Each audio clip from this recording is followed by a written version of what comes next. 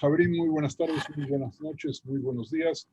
Comenzamos pidiendo por los enfermos y los heridos, como lo hacemos todas las semanas, y también por el regreso de los soldados. Hace apenas unos instantes escuchaba yo las demandas del Hamas por liberar los cadáveres de los soldados que ellos tienen y liberar a los 3 muchachos que también están en sus manos. Así que vamos a pedir por el regreso de los soldados y por el regreso de los cadáveres para que les puedan dar en Israel la sepultura que se merece. Miren, Jabrín, pensé y anuncié que hoy nos despediríamos del rey Shaul para dedicarnos al rey David ya el próximo lunes, en el próximo encuentro, si Dios quiere, aunque todo lo que vamos a ver hoy y todo lo que hemos estado viendo está absolutamente relacionado con el rey David. Pero después de muchas dudas, recién hoy, hace apenas unas horas, decidí incluir la visión midrashica sobre la pitonisa nigromante augurera de Endor, sobre la cual ya habíamos hablado.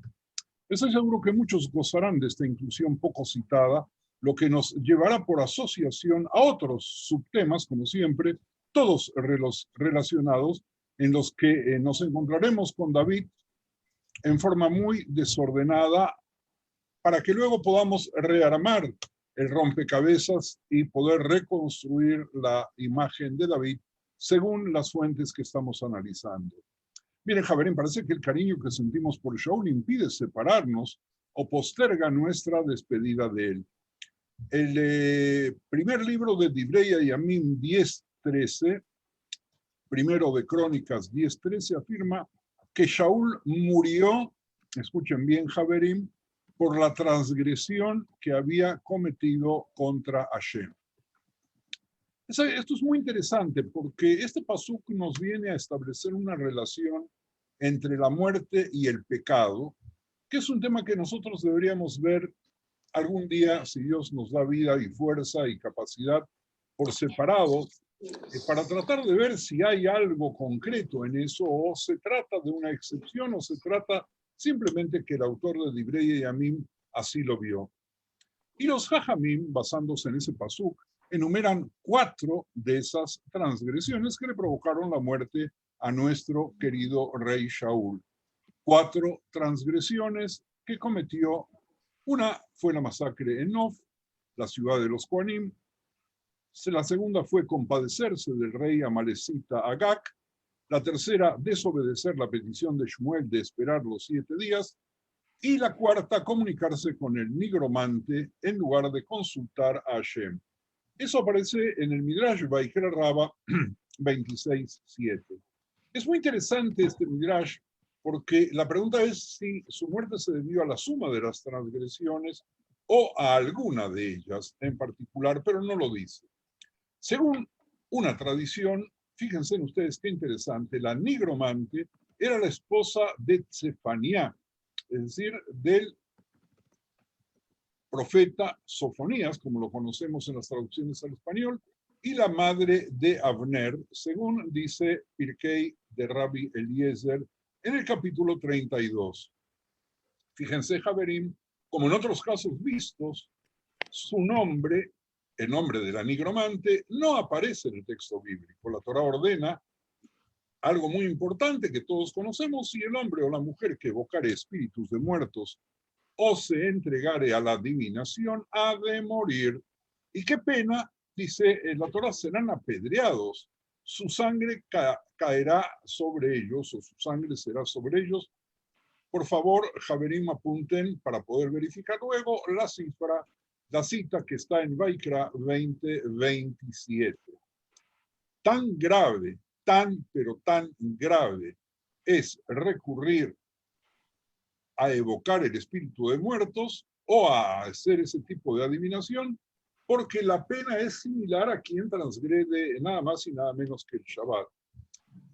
En esto, los Jajamim encuentran una alusión al ejemplo de Shaul. El hombre, vamos al versículo, por favor, el hombre o la mujer que evoca espíritus de muertos, por lo tanto, los Jajamim de la palabra el hombre dicen que es Shaul. Y la mujer es la nigromante femenina. Los Jajamim dicen que Shaul debería haber consultado al Urim y Tumim celestiales, es decir, la cajita que llevaba el Cohen Gadol con las piedras de distintos colores y de distintos valores, a la cual se solía consultar incluso para salir a la guerra, y que de ahí se sacaba la respuesta que el Cohen luego hacía propia y entendía. Pero sin embargo, el rey Shaul no hace eso, sino que va a la nigromante y adivina terrenal, no a la celestial, que se enfrenta esa mujer a fantasmas y a espíritus familiares, cosa que es sumamente interesante que nosotros analicemos.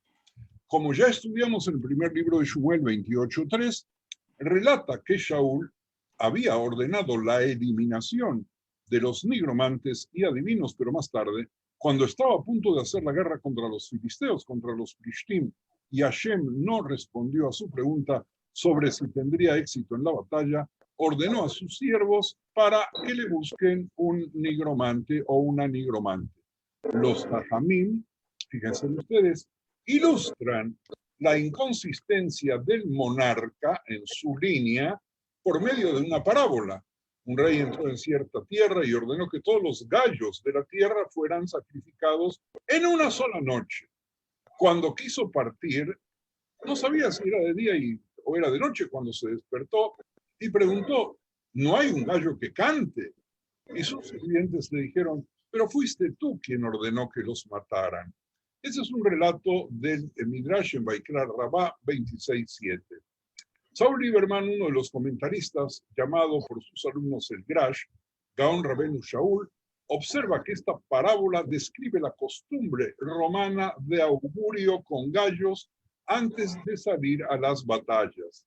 Sobre la base de cómo cantaban los gallos, los romanos adivinaban si regresarían victoriosos o no. Todo eso basado en lo que estamos viendo de Vaikra Rabá, el Gaón Rabbeinu Shaul, que no era Gaón en el sentido clásico de las palabras, sino que así lo llamaban los alumnos, hacen un comentario sobre eso. Y ya que estamos metidos en los gallos, recuerden por favor mi relato de la semana pasada sobre el uso de un gallo para espantar el mal de ojo, que les conté aquí y que a algunos de los javerim que lo escucharon no les gustó mucho porque parecería ser que conocían el episodio y por vergüenza preferían mantenerlo entre ellos. Permiso. Miren, Javerim, esta parábola ejemplificó la lamentable condición del rey Shaul. Se presenta a sí mismo como el ejecutor del mandato divino de eliminar a los nigromantes y adivinos, pero inmediatamente después de eso se revela ante quién, ante sus ayudantes, ante sus sirvientes, sin vergüenza en la contradicción, cuando él mismo les pide que le ayuden a consultar a un nigromante. La nigromante, por lo tanto, se compara con el gallo del augur, el gallo agorero, que era uno de los medios empleados cuando se enfrentaba a la incertidumbre del futuro. Javerim, también en nuestros días pasan cosas parecidas, así que si de pronto tratamos de juzgar mal diciendo que, bueno, los primitivos hacían, pues los primitivos están entre nosotros. Algunos escondidos, algunos salen a la luz y algunos incluso están orgullosos de serlo. Todo eso lo pueden ver obviamente en mi libro. El Tanaj relata que Shaul estaba disfrazado usando el verbo vaitjapes en el primer libro de Shmuel 28:8, cuando fue al nigromante. El Midrash lee la palabra con la letra Hofshi, como diciendo que al acudir al nigromante quedó libre de la bendición de su realeza. Y el Midrash luego identifica a los dos hombres que fueron con Shaul como Abner y Amasa. Sobre ellos, quien quiere puede ver en el Tanaj cuál fue su importancia. Al interpretar el relato bíblico de que llegaron a la mujer de noche, el Midrash explica que esto no debe entenderse literalmente. Fíjense ustedes qué cosa maravillosa, ¿verdad? El texto bíblico, la narración, dice que llegaron a la mujer de noche. Pero el Midrash, usando toda su sutileza, explica que esto no debe entenderse literalmente, sino que la situación de Shaul, mis queridos amigos, era tan sombría como la noche. No que era de noche, sino que su espíritu estaba en la noche, en la oscuridad. Pueden verlo eso en Vaikra Rabá 26:7. El Tanaj a su vez cuenta que cuando Shaul le pidió a la mujer que convocara a un fantasma, la nigromante se negó temiendo por su vida. Ella también reiteró el hecho de que el rey Shaul, ella no sabía que estaba frente al rey Shaul, había prohibido el uso de fantasmas y espíritus familiares en la tierra. En respuesta, Shaul otra vez patina ahí y jura por Hashem que no tendrá ningún problema la señora. Vive el Señor, en la traducción al español más fácil, que no te meterás en problemas por esto. Así leemos nosotros, Javerim, en el primer libro de Shmuel 28:10. Para resaltar la ironía en la acción de Shaul, los Jajamim dicen que en ese momento Shaul era como una mujer que está con su amante. Oigan el ejemplo fantástico de los Jajamim, que en ese momento Shaul era como una mujer que está con su amante y jura que está diciendo la verdad o que está prometiendo algo. ¿Por quién jura? Nada más y nada menos que por la vida de su esposo, a quien está traicionando en ese momento. Así Shaul llega a su amante prohibido, que es la nigromancia y la adivinación, mientras jura por su pareja, por el único al quien le tiene que ser fiel, que es Dios. Esta analogía pone de relieve la situación desesperada de Shaul, que no puede tomar una posición clara frente a estas formas de adivinación. La nigromante femenina es como una amante prohibida a la que acude clandestinamente, pero que nunca puede sustituir por completo a la esposa legal. Basado en su lectura atenta de la pregunta de la nigromante a Shaul en el primer libro de Shmuel 28:11, Vatomer Haisha et mi aalelach, Vayomer et Shmuel aalili. Repito, Vatomer Haisha et mi, a quien en hebreo mi traeré para ti. Los Jajamim concluyen que la palabra mi del versículo en hebreo es una especie de código.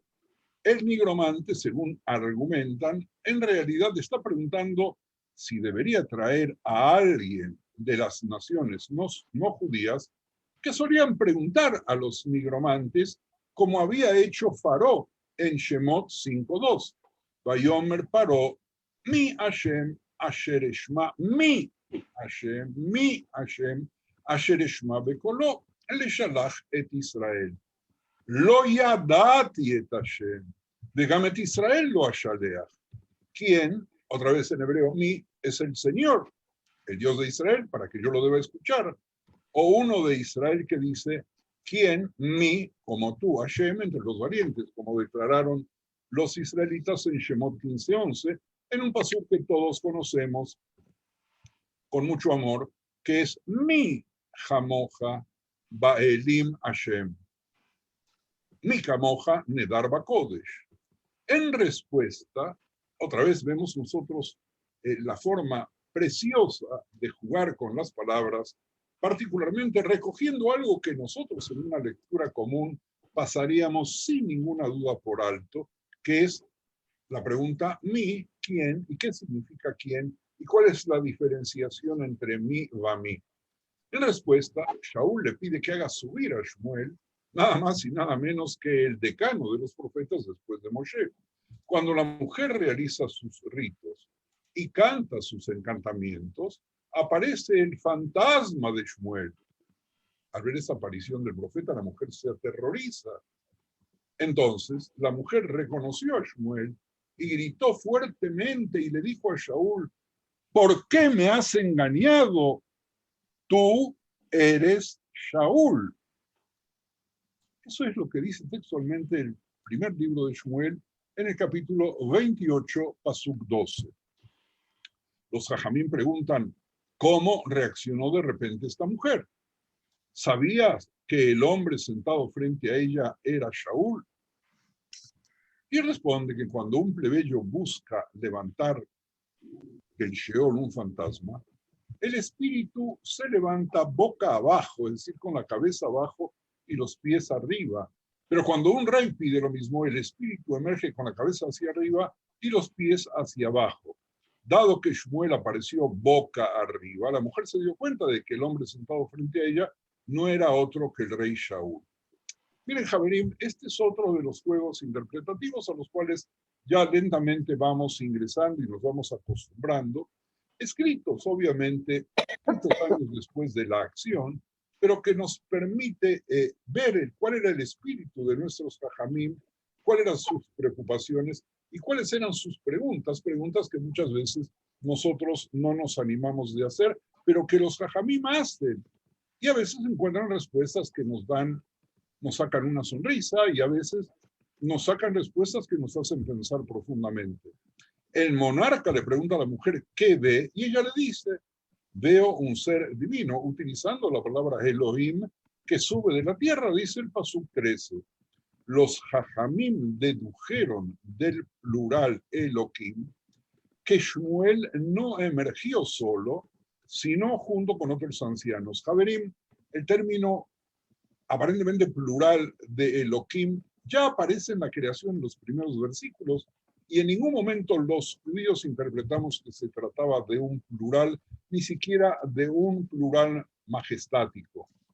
Sin embargo, los jajamim del Midrash Vaikra Rabá 26.7 se toman esa licencia de decir de que la señora, obviamente colocan esa interpretación en boca de la señora, que Shmuel no subía solo, sino que Shmuel, Elohim, eran muchos ancianos. Pero hay otra tradición midrashica que dice que el menor plural es 2. Obviamente el singular es 1. Y Moshe fue quien apareció junto con Shmuel. Eso aparece en el Midrash Tanjumá, en Parashat Emor 4. Sin embargo, si queremos seguir profundizando y gozando y jugando lo que dicen los Midrashim, sin embargo, otra tradición va tan lejos como para afirmar, adivinen, que todos los muertos subieron junto con Shmuel, todos los muertos hasta ese día, desde la creación, porque cuando vieron elevarse a Shmuel, pensaron que la resurrección de los muertos había llegado. Y eso es lo que dice Pirkei de Rabbi Eliezer en el capítulo 32, y de ahí nosotros podemos aprender de qué manera Pirkei de Rabbi Eliezer ve el tema tan complicado para nosotros de poder interpretar qué significa exactamente la resurrección de los muertos y cómo llegarán a ese momento. Continuamos, mis queridos Javerim. Los Jajamín preguntan por qué Shaul interrogó al nigromante sobre la apariencia de Shmuel. ¿Acaso él no reconoció al profeta cuando éste se levantó? Y responden que se dijeron 3 cosas acerca de la resurrección de un espíritu. El que lo convoca, es decir, el que lo levanta, ve al fantasma, pero no oye su voz. El que lo necesita y por eso pide que lo traigan, oye su voz, pero no lo ve. Y el que no lo necesita, no oye ni ve el espíritu. En consecuencia, la nigromante vio a Shmuel, pero no escuchó su voz, mientras que Shaul, quien había solicitado su presencia, sí escuchó la voz de Shmuel, pero no lo pudo ver. Y los 2 cortesanos del rey, Abner y Amaya, no necesitaban a Shmuel y por lo tanto ni oyeron su voz ni lo vieron. Jabrín, guárdense, por favor, en la memoria este tipo de comentarios, que es sumamente interesante porque su presentación sirve para contestar otra vez palabras que aparecen en el texto que nosotros no le prestamos atención, pero que para los ojos y oídos de los Jajamim son importantes y obligan a algún tipo de respuesta. Miren, Javerim, la mujer le describió a Shmuel, a Shaul, en el versículo 14. Es un anciano que viene y está envuelto en una túnica. Esta túnica, según los Jajamim, fue la que preparó Haná para su hijo Shmuel cuando lo llevó al tabernáculo de Shiloh, que lo acompañó la túnica toda su vida, creció con esta túnica, fue sepultado en ella y se la puso o la llevaba puesta cuando su espíritu se elevaba.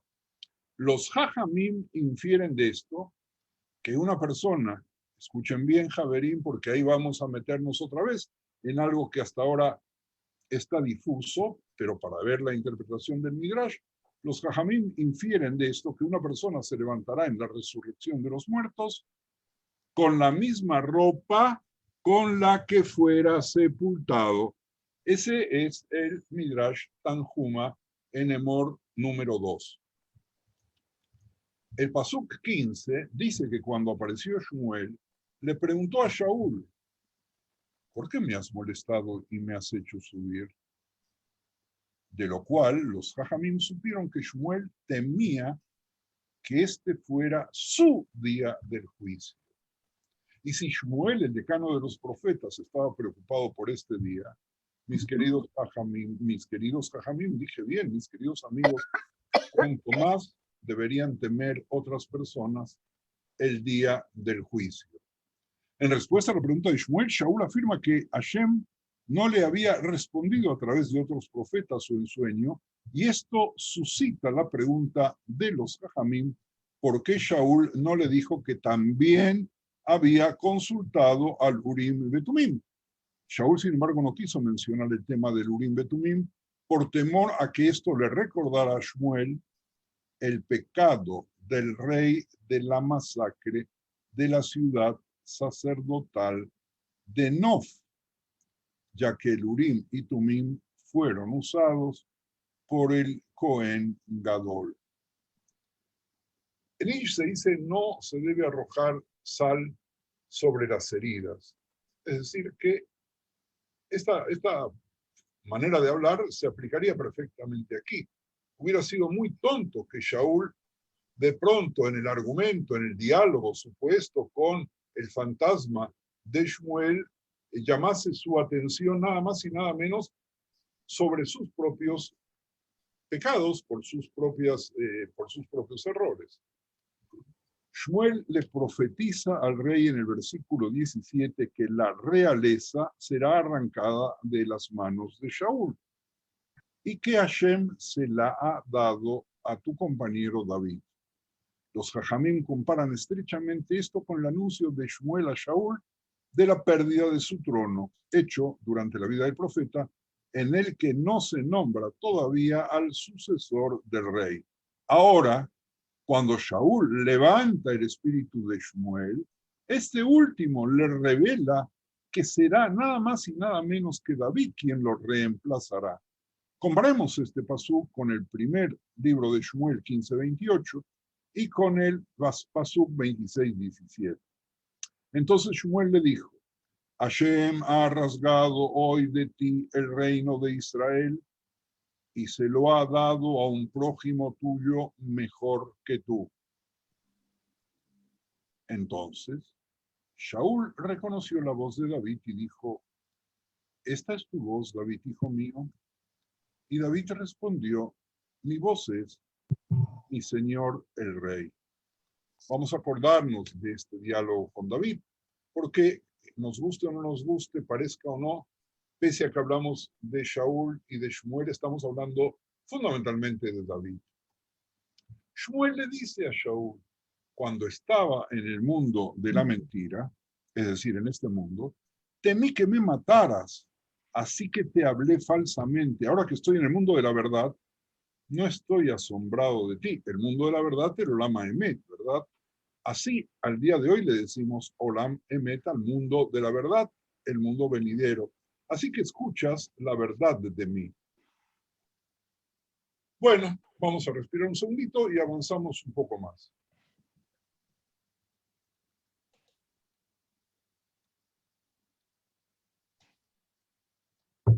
Esta frase midrashica seguramente va a conmover a más de uno de vosotros, mis queridos Javerim aquí presentes y los que oigan en el Facebook o escuchen luego la grabación. Otra tradición midrashica aprende de este episodio que las palabras de los profetas, Jabrim, escuchen muy bien, no deben aceptarse como una oración inmutable. Si se lo hace, es como tomar una espada y apuñalarse en el estómago con ella. El Midrash basa esta lección en las acciones de Shaul. Porque después de que el rey levantó el espíritu de Shmuel de su descanso y escuchó al profeta declarar que los filisteos lo matarían al rey, se desesperó del poder de la oración y al final cayó sobre su espada. Si hubiera orado a Dios, en lugar de aceptar la profecía como inmutable, podría haber sido capaz de cambiar el decreto divino. Jabrim, esto es lo que dice Devarim Rabá en Parashat Va'et Hanan. Lo voy a tratar de traducir porque planteado así parece muy difícil de descifrar, aunque es tan simple. Jabrim, lo que nos dice el Midrash Devarim Rabá es lo siguiente. Si nosotros estuviésemos viviendo en la época de los profetas y los profetas vienen a nosotros y nos dan un laudo y nos dicen perfectamente lo que va a suceder, que es verdad absoluta, nosotros no debemos aceptarlo tal cual como si fuese algo definitivo. Porque el objetivo de la profecía casualmente es lograr que nosotros cambiemos nuestra actitud. Pero Shaul, que era tan piadoso, Shaul, que tenía tanto sentimiento de culpa, cuando escucha lo que dice Shmuel, en lugar de tratar de cambiar la profecía y en definitiva derrotar a Shmuel filosófica y prácticamente, y dedicarse a pedir a Dios que le perdone la vida o hacer cualquier otra acción para que los filisteos no lo maten, se distrae y cae sobre su propia espada en un suicidio del cual nosotros poco hablamos como tal. Jabrim, solo por esta afirmación del Midrash, creo yo, justifica haber incluido el tema que estamos hablando nuevamente, pero desde otros aristas, porque el tema ya es conocido por ustedes, y postergar ingresar al apasionante mundo textual de David, que es el título de nuestro ciclo. Y avanzo un poco más, Javerín, en otra descripción midrashica, después de que Shaul escuchó que él e Israel caerían en manos de los filisteos, le preguntó a Shmuel, oigan bien, Javerín, ¿no es posible que yo huya? Y Shmuel respondió, si huyes, estarás salvo, serás salvo. Al escuchar esta respuesta, Shaul cae al suelo, es decir, en una postura de rezo. Cuando Abner y Amaya, que estaban con él, le preguntaron al rey qué había sucedido, él les mintió. No les reveló que si huían, estuvieran a salvo. Y dijo a sus ayudantes, Shmuel me dijo que mañana, cuando salga la batalla, saldré victorioso y mis hijos se convertirán en príncipes. Mentira, Javerín, mentira. Entonces Dios convocó a los ángeles ministradores y les dijo, venid y ved al ser que he creado en mi mundo. A la manera del mundo, cuando una persona va a un betamishté, es decir, va a una taberna, las tabernas que había en aquel entonces, no se lleva a sus hijos consigo, pero Shaul sale a la guerra sabiendo que lo matarán. ¿Y qué hace Shaul? Se lleva a sus hijos consigo y se regocija por la justicia divina que lo golpea. ¡Wow! Este Midrash no hace más que confirmar el carácter filicida de Shaul. Y aparece en Vaikra Rabá 26:7. En un relato midrashico diferente, Shmuel le dice a Shaul: si escuchas mi consejo, valdría la pena que cayeras sobre tu espalda, así que tu muerte te expiará y estarás conmigo. Y aquí tenemos otro tema que el Midrash nos trae alrededor de este concepto, sobre si la muerte expía o no expía los pecados. Shaul siguió el consejo del Nabí y cayó sobre su espada junto con todos sus hijos, según Pirkei de Rabbi Eliezer, capítulo 32. Estas dos tradiciones, aparentemente diferentes, explican por qué, después de escuchar la sombría predicción de Shmuel sobre el resultado de la batalla, Shaul, sin embargo, salió a luchar contra los filisteos.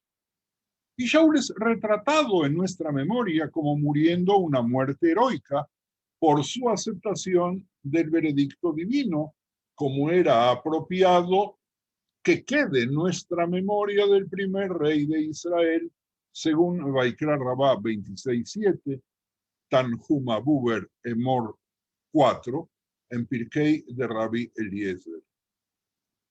Siguiendo el sistema asociativo, ya que todavía estamos con el rey Shaul, vamos a ver su relación familiar con el rey David. Pero antes, vamos a hacer una pequeña interrupción para que ustedes, mis queridos Javerim, puedan participar con sus preguntas, con sus críticas, con sus dudas, con sus sorpresas y con sus hidushim, con lo que ustedes puedan aportar, como ya lo han hecho tantas veces, en una forma magistral, creando parte de la Parshanut y parte de los Midrashim que nosotros tenemos derecho de hacer también en nuestra época. Así que, Javerim, Ethel, por favor, presta atención. Sí, adelante, Javerim. Quien quiera tomar la palabra, que levante la mano, que haga señas. Si hay preguntas. Yo no estoy viendo a nadie. Yo sé que estos temas son muy complicados. Enseguida, Lisa, por favor. Estos temas son muy complicados y son temas que no se hablan, que están rodeados con una aureola como de secreto, como que hablar de ellos trae mala suerte. Yo quiero decir algo. Hola. Minuto. No se sobre. Jenny, minuto. Pidió la palabra Lisa y después Jenny. Ok. Primero. Jenny está Jenny está sin cámara, ¿eh? No importa. Vale, ok. Adelante, Lisa. Trato de ponerme con cámara, pero... Lisa, okay. Adelante. Primero, bueno, me gustaría que podamos hablar sobre si la muerte expía los pecados. El relato, como tú dices, Yerahmiel, de la muerte heroica, ¿viene por el tema de no caer en manos de los Arelim? Así es. Ajá. Pero la pregunta que tenemos que hacernos, Lisa, perdón. Claro, en principio no sería heroica en la medida en que hay un suicidio, pero es heroico por no caer en manos de Arelim. La pregunta que tenemos que hacernos, Lisa, perdóname, es más profunda. Sí. Sí, para nuestra concepción filosófica existe la muerte heroica. Hasta aquí mi comentario. Ahora continúa si desea.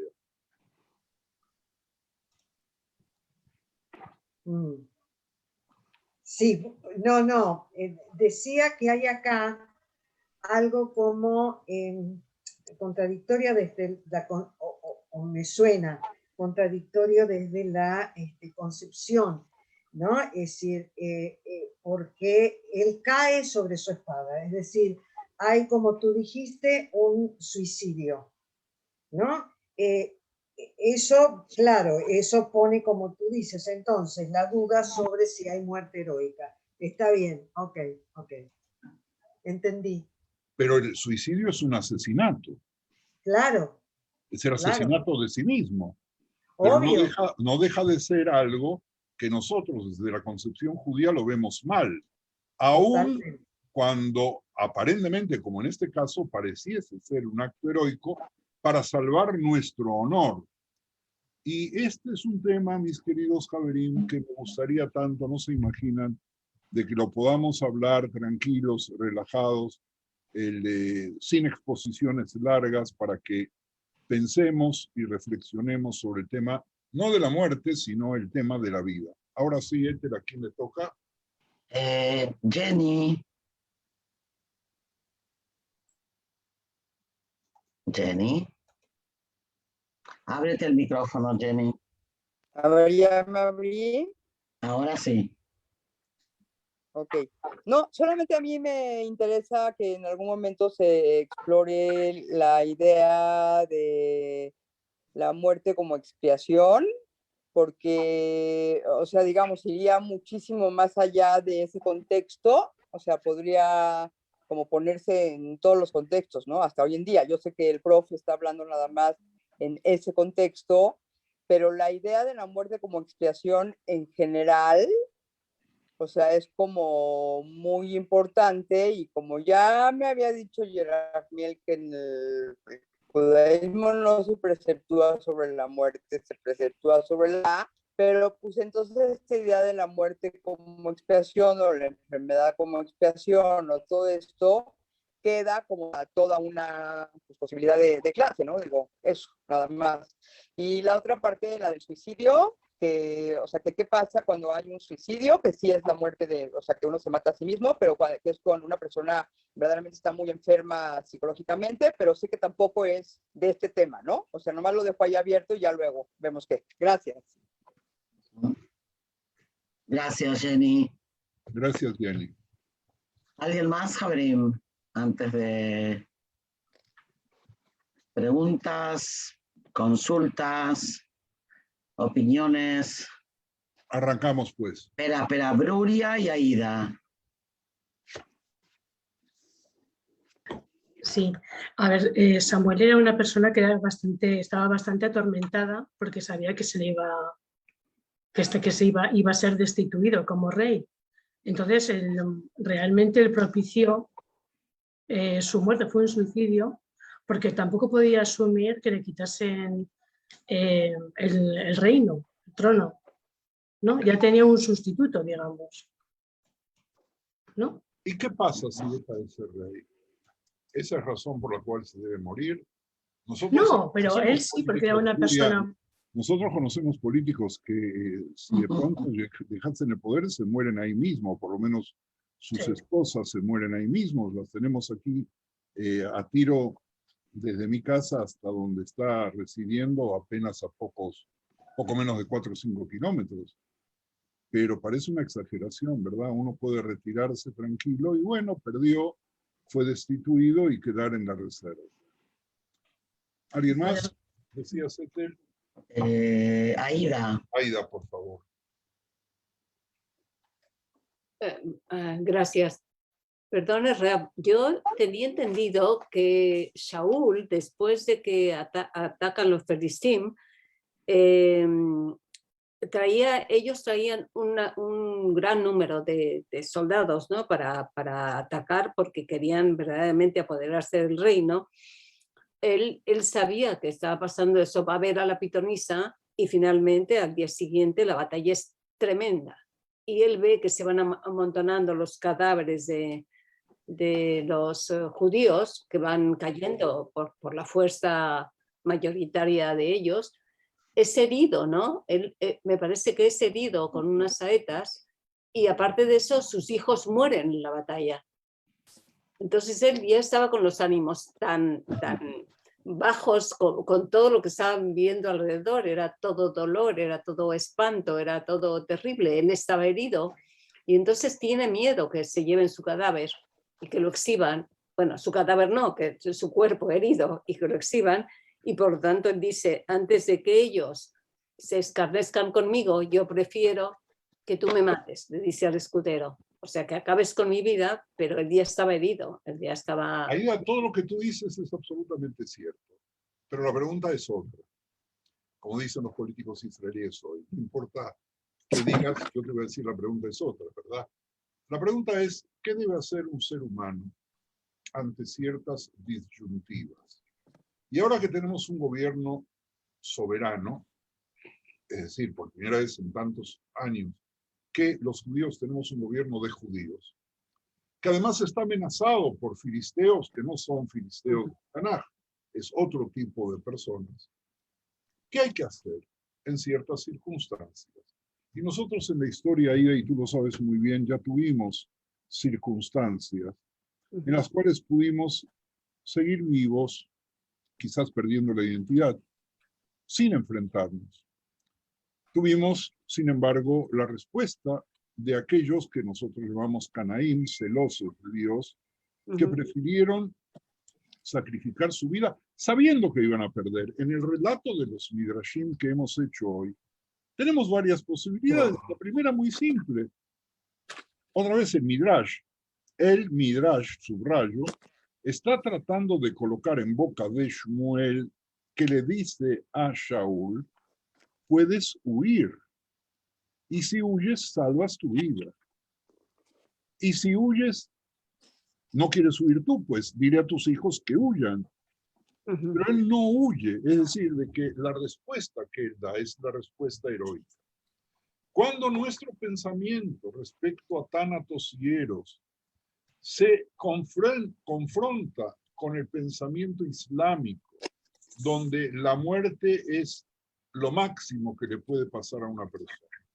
Y para nosotros el principio es Bajai Baem, y vivirás en los principios y vivirás en el pueblo. No solamente el suicidio debe ser reprobado, sino también actos de heroísmo que, claro, forman parte de nuestro romanticismo. Hace pocos años atrás un chico prefirió que un chico porque no tenía más que 18 o 19 años, que una granada sea amortiguada en su cuerpo para salvar la vida de sus compañeros, y ahí murió, hecho pedazos, debiendo levantar sus restos con cucharita.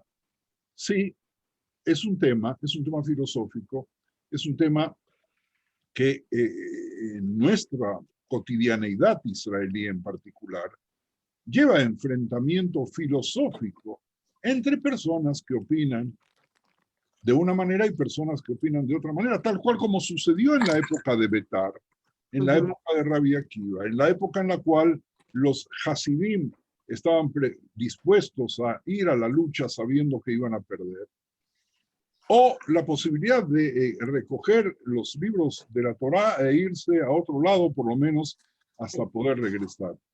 Javerim, y mi querida Ida, fíjate tú de qué manera el Midrash nos trae a nuestros días, si es que queremos detenernos y ver, no la aplicación práctica porque no la debe tener, pero sí estimularnos a pensar fuera de lo convencional y fuera de lo que aprendimos en la Yavne, en aquel entonces cuando tú eras alumno, en la época en la cual yo era Morea. Gracias. Por favor. Gracias a ti. Sí, Gabriel, por favor. 3 temas. A mí, personalmente, aparte que no me gusta mucho el Midrash, prefiero el relato bíblico al Midrash. El primer tema, hay que comparar a Shaul con Ahab, se puede comparar. Ahab era un rey de los más perversos que hubo. Creo que catalogarlo a Shaul así no se puede. Y Ahab, después del tema del Kerem Abot, el Naví va y le dice lo que va a pasar, y en cambio Ahab se replantea la cosa, hace tshuvá, lo que se dice, y al final se traspasa el problema para la generación siguiente. No sé si es muy bueno eso. También pasa eso con el rey Hizkiyahu, que también tiene una neguá por haber abierto sus tesoros, mostrar sus tesoros a los babilonios, también le dan una nebuá y él la acepta así como tal. Ahab no la aceptó. Hablar de muerte heroica de Shaul, para mí no es heroica. Shaul muere con su castigo. Shaul no muere con la espada. Shaul muere por una amalequita. Lo vimos ahí en Shmuel Bet, capítulo 1, versículos 5 a 10. Así que para mí no es una muerte heroica. La otra cosa que quería decir que, en mi opinión, la nebuá en general está encriptada. Y tiene un motivo muy especial eso. La nebuá tiene que estar encriptada porque si no justamente se anula el principio fundamental del judaísmo, que es el libre albedrío. Y hay un ejemplo de las primeras nebuot que hay, es cuando Rivka quería saber lo que pasaba con sus dos mellizos en su panza, y esa nebuá termina con una palabra que dice Sair y Abot Raf. Entonces hay que entender que como eran mellizos, quién es el mayor, quién es el menor, quién es Sair, quién es mejor, es muy discutible. Si uno quiere entender lo que pasó y quién era Raf era Isaf. Porque cuando hay el diálogo, cuando vuelve entre Jacob de estar con Labán, el diálogo con Isaf justamente utiliza la palabra Raf. Y ella es Rafaji. En cambio, Jacob dice Akol, es Jacob. Entonces, en general la nebuá tiene que ser encriptada, porque si no justamente se pierde el tema ese del libre albedrío. Ahab lo comprendió, Gabriel, siendo un rey perverso, o también marido de una reina perversa, dice, si lo pudo cambiar, aunque sea, es decir, lo malo de todo esto es tanto de Ahab como después con Hizkiyahu, que no se les hizo importante qué iba a pasar después. Gabriel, O sea, después de mí el diluvio, como se dice. Gabriel, permíteme. Yo primero, antes que nada, quiero agradecerte tus comentarios, que son muy buenos, que en definitiva me ayudan y nos ayudan a todos a abrir nuestra mente, tratando de ver más ampliamente, es decir, de que nuestra visión, muchas veces cuando leemos los textos y nos aferramos a los textos, es una visión como las anteojeras que le colocan a los caballos. Cuando empiezan los parshanim se abre y tenemos una visión casi de ojo de pez de las cámaras fotográficas del pasado. Y cuando nosotros jugamos con el Midrash, dado que tú recién ahora te incorporas, no participaste en otros juegos que hicimos con el Midrash, nuestra visión se hace una visión de 360 grados que permite que cada uno de nosotros, al analizar a partir de sus preconceptos los textos, puedan construir algo que es lo importante en cuanto, porque nos justifica el estudiarlo, ¿verdad? Descubrir cuál es el valor que la narración nos quiere traer y permitirnos entre distintas acciones de la misma persona o de otras y sus contradicciones, establecer nuestra propia línea con el menor error, inspirado siempre en el espíritu de la Torá. Así que te agradezco mucho, estoy viendo el reloj, nos quedan apenas 11 minutos y voy a simplemente adelantar un punto que era el que quería decir antes, pero para mí es mucho más importante lo que dicen ustedes que lo que yo puedo servirles ya preparado. Así que otra vez gracias a todos los que colaboraron, participaron y nos ayudan a pensar más ampliamente. Quería, solamente por una cuestión de asociación y porque en lo personal yo tengo un interés en esto, dado que todavía estamos con el rey Shaul, quería ver la relación familiar con el rey David, nada más y nada menos que la hija menor de Shaul era Mijal. Y para mí es muy importante ese nombre porque es el nombre que decidimos en su momento colocar a mi hija mayor. Mijal se enamoró de David, en palabras modernas o en palabras de siempre, y se casó con él, y ahora nos vamos a reír un poquito, a cambio de 100 prepucios filisteos. Ustedes saben que según la halajá posterior, obviamente, para poder santificar a una mujer es necesario darle por lo menos un valor económico. Y aquí hay un valor económico de 100 prepucios filisteos. ¿Cuánto vale un prepucio? Vamos a avanzar un poquito más. Me imagino, porque no alcanzo a ver a todos en estos momentos en pantalla, porque algunos tienen los incluso cubiertos. Pero eso es un acto de mucha violencia, ¿no? No, deja de lado la violencia. Estamos hablando en términos jurídicos. Como dice la Gemara, que la mujer se adquiere, es decir, la convivencia con la mujer debe ser pagada por medio de la sustentabilidad de ella, y que por eso en la que tú vas, según si la mujer es soltera, si es viuda o si es divorciada, recibe una suma de dinero. Y aquí nosotros tenemos otra vez la parte jurídica de precio de 100 prepucios. Yo qué sé, en el mercado, a lo mejor en aquella época se vendía el prepucio por kilo. Avance. Ay, Dios. Y bueno, ustedes me provocan. Yo creo que no vale nada. Vamos a ver lo que dice la Gemara, Reyes. No te enamores. Aquí tenemos una interpretación de género, ¿verdad? Aquí las banot sobre el valor. Yo digo que algo ha de valer, pero es pura clipá, entonces está bueno, algo va de valer. ¿Cómo que está bueno? ¿Está bueno para comer? No, está bueno, o sea, como que el valor que tiene finalmente es que son clipot, o sea, son las impurezas, o sea, tienen que tener algún valor a nivel místico. Es decir, que siempre, no me lleven ahí. Dale. ¿Cuántas impurezas son? Avanzamos. O sea, saco el Facebook. Si siguen delirando, saco el Facebook. Bueno, ya, sí. Me callo. Después así se hacen los rumores. Bueno, según las escrituras, Meiraf era la hija mayor de Shaul y se iba a casar con David, pero ella se casó con Adriel, así se llamaba, el Mejolatita. Es decir, ese no era el apellido, pero así se dice en español. Mientras que David se casó con Mijal. A pesar del relato bíblico, algunos jajamim afirman que David se casó, escuchen bien, Javerín, con las dos hijas de Shaul.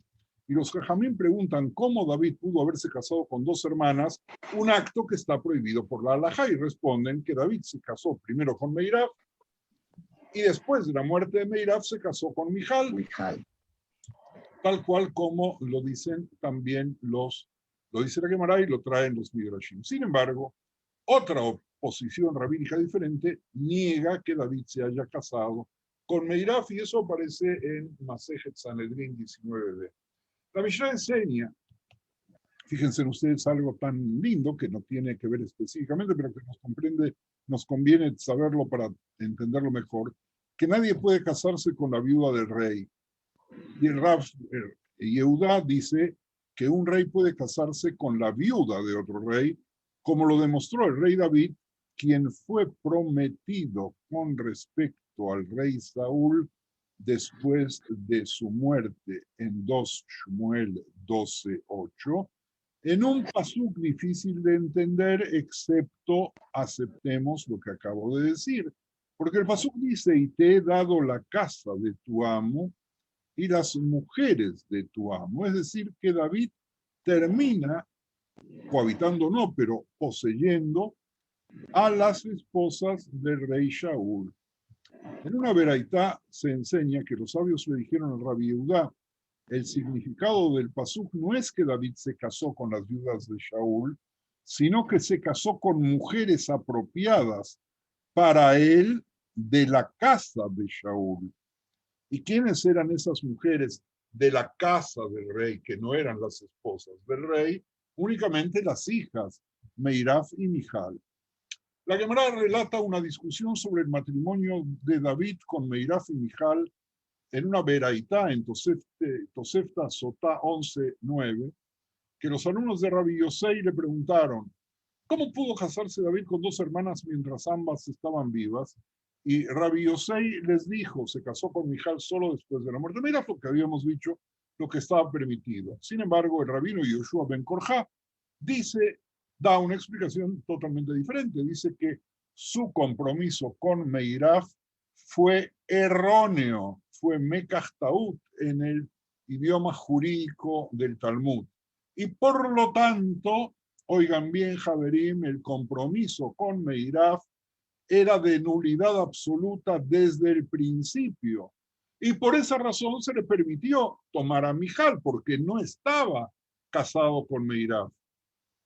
Esto es como se dicen las palabras del rey David a Ishboshet, hijo de Shaul: líbrame a mi esposa Mijal, a quien desposé por siempre, pucios de los filisteos, en el libro segundo de Shmuel 3:14. Y la Gemara pregunta, ¿cuál es la derivación bíblica aquí? ¿Cómo aprende Rabbi Yoshua ben Korja de este versículo que el compromiso del rey David con Meiraf fue un error? Y Raf Papa dice en el versículo, David indica, Mijal es mi esposa, pero Meiraf no lo es. Y la Gemara pregunta, ¿qué causó el compromiso entre David? ¿Qué causó que el compromiso entre David y Meiraf fuera un compromiso erróneo? Y la Gemara responde, como está escrito sobre la guerra de Israel contra los filisteos y Goliat. Leo ahora lo que dice el Tanaj.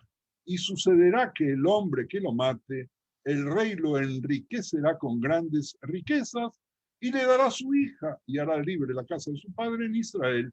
Vean ustedes el primer libro de Shmuel 17:25. David fue y mató a Goliat. Repito, David fue y mató a Goliat, pese a que ya habíamos especulado sobre la posibilidad de que no fue David quien mató a Goliat. El rey Shaul le dijo, tienes un préstamo en mi posesión, ya que te debo la riqueza que prometí. Es decir, hay una promesa no incumplida, no pagada. El capital lo sigue teniendo el padre de la novia, aunque David no le había dado un préstamo monetario real. Y la halajá es que con respecto a quien se desposa con una mujer perdonando un préstamo, hace que el compromiso no sea válido. Por lo tanto, el compromiso de David con Meiraf no tuvo efecto. Y si queremos terminar nuestra reunión con una semi-sonrisa, por lo menos, voy a avanzar un poco más. Shaul fue y le dio Meiraf a Adriel, así como dice el Tanaj, pero sucedió que en el tiempo en que Meiraf, la hija de Shaul, debió ser entregada a David, fue entregada a Adriel, que ya lo habíamos nombrado varias veces, el Mejolatita por esposa, tal cual como dice Shmuel 1:18-19. Shaul le dijo a David, si quieres que te dé a Mijal, ve y tráeme siempre pucios de los filisteos. Ya lo leímos varias veces en Shmuel 18:25-27. David fue y trajo a Shaul no 100, sino 200 prepucios.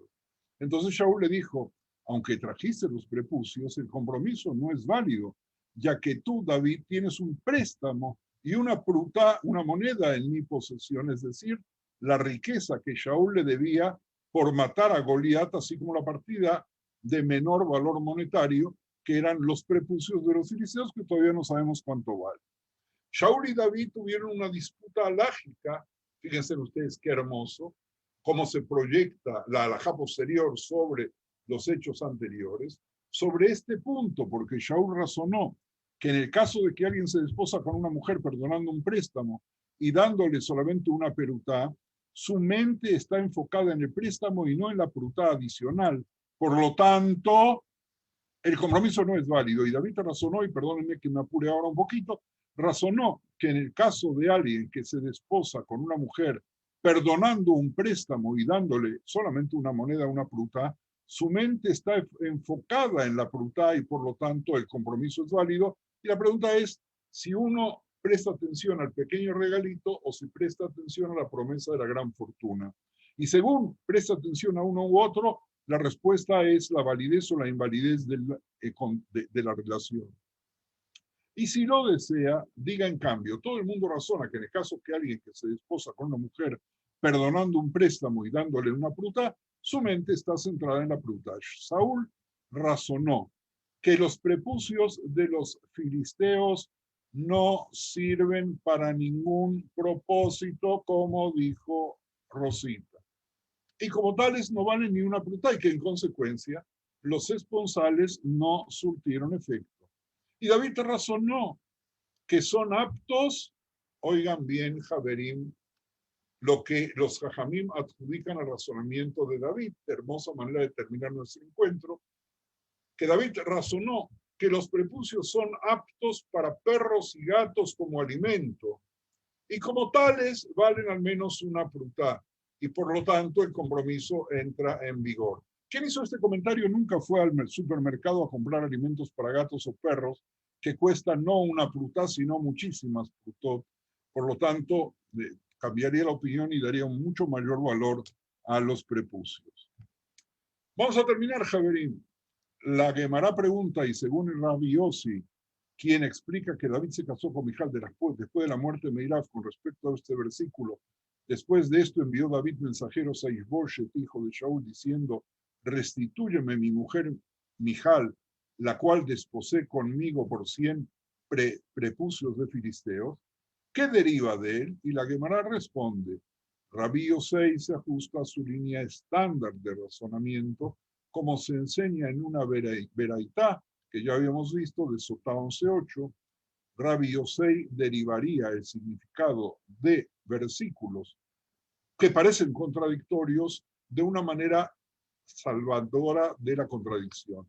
Y la Tosefta continúa, está escrito, pero el rey tomó los dos hijos de Rispa, hija de Ayá, que le había dado a luz a Shaul, Armoní, Mefishboshet, y a los 5 hijos de Mijal, hija de Shaul, que le había dado a luz a Adriel, hijo de Barzilai, pero le dio Shaul a Mijal a Adriel, pero no se la dio acaso, como dice el mismo Tanaj, a Paltí, hijo de Laish, como está escrito ahora, Shaul había dado a Mijal, la esposa de David, a Paltí, hijo de Laish.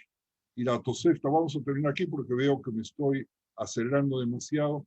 La Tosefta continúa, el primer versículo, el primer pasuk, no significa entonces que Mijal se casó con Adriel, más bien el verbo compara el compromiso de Meiraf con Adriel con el compromiso de Mijal con Paltí, así como el compromiso de Mijal con Paltí se efectuó en transgresión según todas las opiniones, ya que ella ya estaba casada con David, así también el compromiso de Meiraf con Adriel se efectuó en transgresión, ya que la halajá estaba, según la halajá, estaba desposada con Mijal.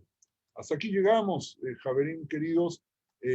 Sí, estamos, son 9:33 en mi reloj, según el horario israelí, así que si alguno de vosotros quiere hacer algún comentario, todavía podemos dejar. Yo quiero saber qué leemos para la próxima clase, como para estar más en el texto. Lo que hay que leer es lo que dije en la primera reunión. Nosotros estamos utilizando los textos de Shmuel Aleph y Shmuel Bet, primero Samuel, segundo Samuel. Estamos viendo los libros de crónica, es decir, de Divrei Yamim 1 y 2, y estamos viendo el libro de Teilim. Para la próxima clase no vamos a llegar, pero para dentro de 15 días es muy importante que todos lean el capítulo 69 de Teilim, que nos describe la personalidad de David. Pero sí es importante que estos capítulos que ustedes todos estudiaron en el colegio cuando eran niños o adolescentes, los vuelvan a ver porque nosotros damos por sentado que ya los conocen. ¿Alguien más, Javerín? Estoy mirando.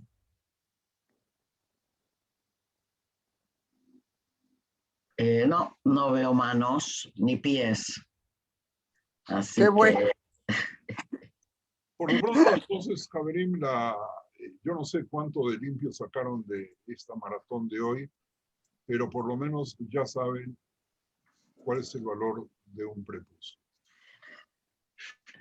Bueno, tú porque no viste el chat, pero ha habido cosas muy interesantes. Después se lo voy a pasar al Raf, porque el Raf no lee el chat mientras está dando la clase.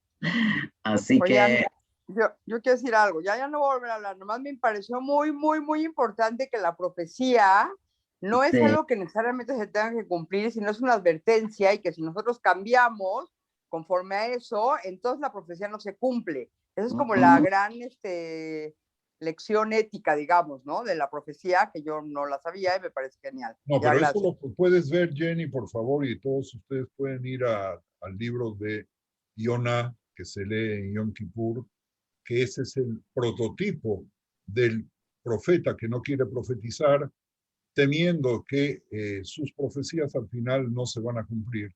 Pero lean otra vez el libro de Yonah que todos conocen, de Jonás. Toda. Javerim, a Muchas todos, gracias. excepto algún último comentario. Javerim, muchísimas gracias por estar, muchísimas gracias por participar, muchísimas gracias por escribir, muchísimas gracias por discutir. Gracias, que Dios les dé mucha salud y mucha alegría, y si nos da vida y fuerza, nos vemos el próximo lunes. Amén.